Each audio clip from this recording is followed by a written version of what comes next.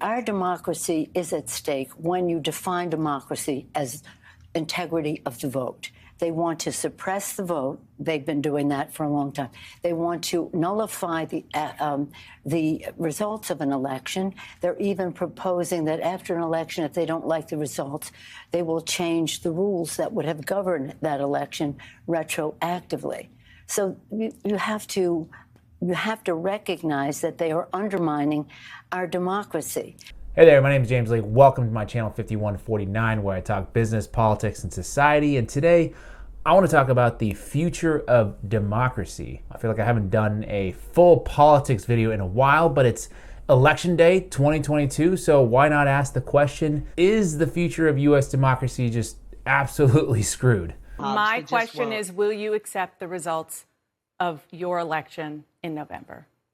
I'm going to win the election and I will accept that result. If you lose, will you accept that?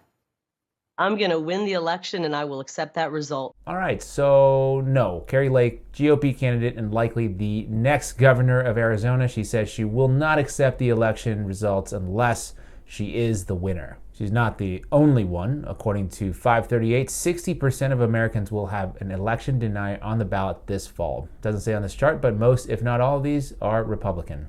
I'm going to say that's a pretty big problem and a pretty bad omen for the future of democracy. So if democracy is at stake, the party of choice going forward should be pretty obvious, no? We have to make sure they have a planet that is safe, that a democracy that is strong, and values that are respected. Well, maybe it is, maybe it isn't. House Democratic establishment declares war on democracy. What? How could that be? What the heck is going on here? Well, back in 2019, the leadership of the Democratic Congressional Campaign Committee, the DCCC, had issued a directive that effectively put vendors who work with candidates challenging incumbents on a blacklist. Any consultant, polling firm, communication strategist, or field operative that helped insurgent challengers would be ineligible for future work with the DCCC. That's right, the Democratic establishment was like, yeah, sure, you can try to run against our incumbents, but we're gonna kneecap you by making it very difficult for you to find anyone to work for you. The party has since softened their stance. Last year, progressive lawmakers and campaign consultants claimed victory after the House Democrats' campaign arm reversed a formal ban on working with firms linked to incumbent primary challengers, but some acknowledge the move may be more symbolic than substantive. Ian Russell, a Democratic consultant who served as a top operative at the DCCC in the 2014 and 2016 elections, said he's doubtful there will be much of a practical effect. Yeah, so regardless, formal blacklist, informal blacklist, it's not necessarily illegal, but definitely undemocratic. And some will argue that this is just politics. It's a tactic. There's also this. Nancy Pelosi back in 2018, quote, nothing wrong with rigging primaries against Bernie. This one obviously hits home for me because Bernie is what got me back into politics in the first place, and a lot of messed up things happened during that primary. I don't know if you remember, but I guess it's been 6 years, so I'll let the Bernie thing go. Once again, some will argue that this isn't undemocratic, it's just politics. Let's keep going. This one from the Washington Post. Pelosi defends party intervention in Democratic primaries. Quote, House Democratic leader Nancy Pelosi defended her party's electoral operation on Thursday after a candidate in a contested Colorado primary released audio tape of Democratic Whip Steny Hoyer urging him to quit the race. Let me guess, this is once again just politics, right? Nothing illegal about A, creating a inhospitable ecosystem for a challenger to launch a new campaign, and B, making a strategic and strongly worded suggestion to quit the race should the challenging candidate do well enough to get their campaign off the ground. After all, it's for the good of the party. But there's a certain implied threat that if you don't drop out for the good of the party, aka make way for the candidate they like, be careful, because certain unsavory things could happen to you. And I'm not making this up. This is not conjecture. It's not theory. It's reality. In 2020, Alex Morse, who was locked in a heated primary against a senior Democratic Party incumbent, Richard Neal, who was the chairman of the House Ways and Means Committee, was accused of inappropriate sexual behavior, alleged of showing a pattern of using his platform and taking advantage of his position of power for romantic or sexual gain, specifically towards young students. Now, that is a pretty serious allegation, but the truth, which came out after Morse was defeated by Neal, reported by The Intercept, Quote, Massachusetts Democratic Party leadership lied to The Intercept when it denied involvement with a college Democrats of Massachusetts effort that undermined the insurgent congressional campaign of Alex Morse, a new internal report produced by the party has found. Among other damning revelations, the report paints a portrait of a party that at best mishandled the situation from start to finish, and at worst, deliberately stoked a homophobic spirit to undermine Morse's challenge. So this is the Democratic Party, ladies and gentlemen, the party of democracy, conjuring up a fabricated smear of a candidate because he presented a threat to their guy in power. Now, is this still just politics? Now, that same year in 2020, Nancy Pelosi, who up to that point had never faced an opponent from the Democratic Party in a general election, if you can believe it or not, her opponent, Shahid Buttar, was embroiled in a similar scandal that later was proven to be false. In July 2020, Mission Local and the San Francisco Chronicle articles reported the accusations of East Coast comedian Elizabeth Croydon, who said that Buttar made unwanted advances, mocked her over celibacy, and at one point made unwelcome physical contact with her, allegedly cornering her and brushing up against her. It wasn't until September that Croydon's credibility was called into question. The Intercept published a report stating that The Intercept was not able to corroborate Croydon's allegations and has interviewed multiple sources who recounted having disturbing interactions with her that caused them to question her credibility. In a recent interview with SF Gate, Buttar said that all of the allegations against him are false, and he has no problem naming names when accusing various politicians, operatives, and journalists connected to San Francisco politics of waging, as he put it, a smear campaign against him to protect a corrupt incumbent.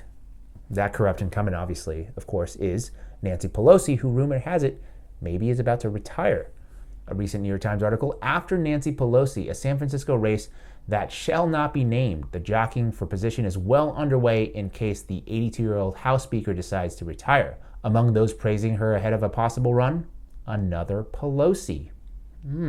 That's an interesting way to frame an article, a nod to Harry Potter's villain of all villains, Lord Voldemort. Would-be candidates, labor leaders, political strategists, donors, and activists are already busily plotting what a race to succeed her would look like, albeit almost entirely in secret, to avoid antagonizing Ms. Pelosi, who has made plain she wants to retire on her own terms. Tiptoeing around the almighty Nancy Pelosi. What a democratic culture we have in what is supposedly the most liberal district in America. Anyway, adding to the intrigue, one potential successor is Ms. Pelosi's daughter, Christine Pelosi, a party activist and Democratic National Committee executive committee member who serves as an advisor to her mother. This is very much the campaign that shall not be named, Dan Newman, a San Francisco-based Democratic operative, said of the early jostling. Nancy Pelosi is a force of nature, and no one wants to appear in any way disrespectful or dismissive. If her mother is not around, Christine would be a formidable candidate because her mother would make her a formidable candidate.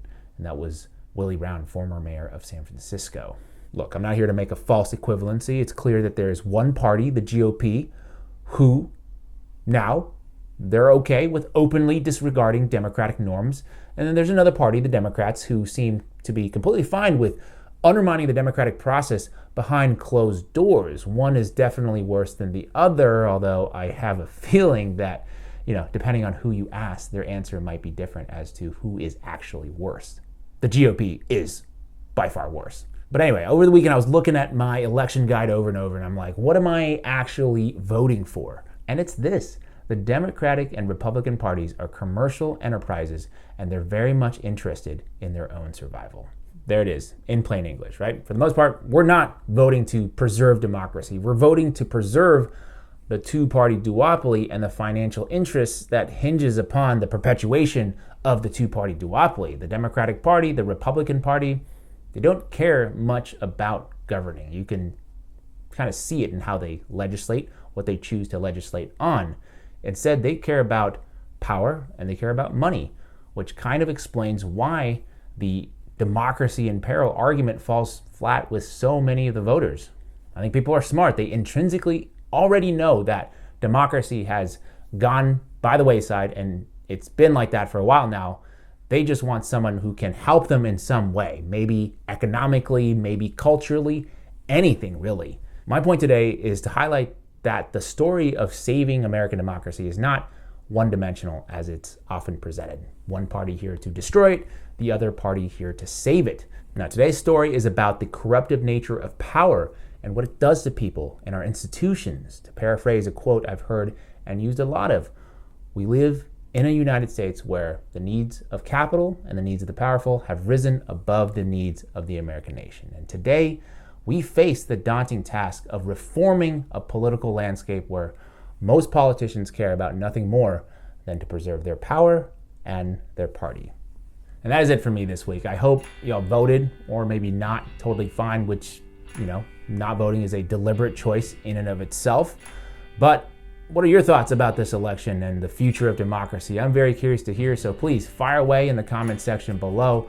Also, if you enjoyed this video, if you enjoy my work, please be sure to like this video, share it with people, subscribe, hit that notification bell icon so you don't miss any future videos. As always, thank you so much for your time, and I'll see you next week.